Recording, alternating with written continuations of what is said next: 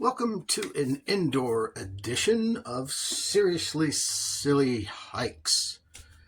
I had some outdoor content from the other day, but for some reason the camera got real shaky and it just looked terrible. So I decided to nix it and I will just do a little bit of something in here. So I guess what I'm doing maybe is a little review.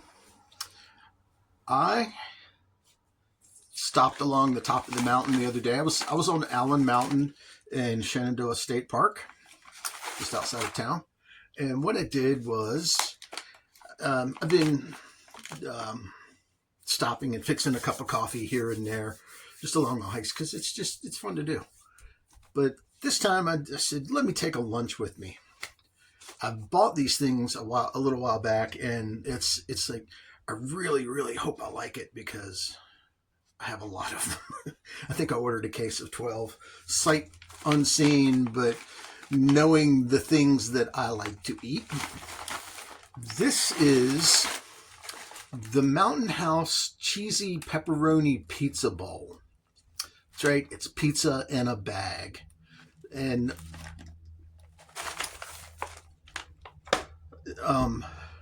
just the motivation of a pizza on trail will get my legs moving in the right direction. So, there's nothing that's going to replace that awesome town pizza. But this as an alternative,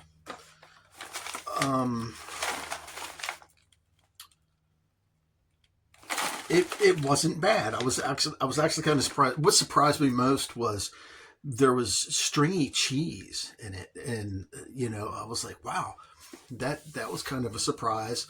There was chunks of crust. It was very sauce forward, and there was little bits of pepperoni, which I was surprised. Anyway, the taste was really good. A little while later on the hike down the mountain, and a few belches later, there was something that's starting to form, and it was this back flavor that kind of stuck with me, and it was basically all things Chef Boyardee at that point. When I was a kid, anything Chef Boyardee, I just loved it. SpaghettiOs, the beef raviolis, and whatnot. And that's what this thing imparts a flavor of, and it was very much a nostalgia thing. So, I'm not upset with it in any way, shape, or form. But that is my honest opinion and review about the cheesy pepperoni bowl from Mountain House. I will take them on my future endeavors. It's not bad. I love their biscuit and gravy. The mac and cheese is pretty good. I've had a bunch of different products from Mountain House, and I really like them. So that will be that. Also today, I have a new piece of gear that I cannot wait to try, and that is my new Seriously Silly Hilltop Packs bear bag for food. This thing is an awesome size. The quality is just over the top as far as I'm concerned. I love their products. And I can easily fit a week's worth of food in this just because of the way I eat on trail. There's some people that would probably say I'm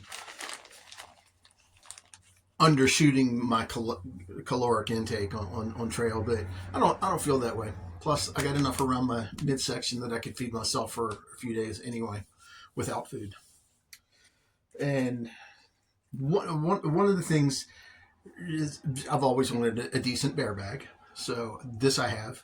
And also, I'm noticing that a lot more places, like I believe from the approach trail at Amicalola in Georgia, all the way to Neil Gap, is saying that you have to have a bear can. And so I'm weighing that out because I do have a bear can. This is my Bear Boxer 101. It's a fairly lightweight can. I think the can itself weighs a little over a pound, The problem is I think I can only maybe cram 4 days worth of food into this can. So that could be a problem.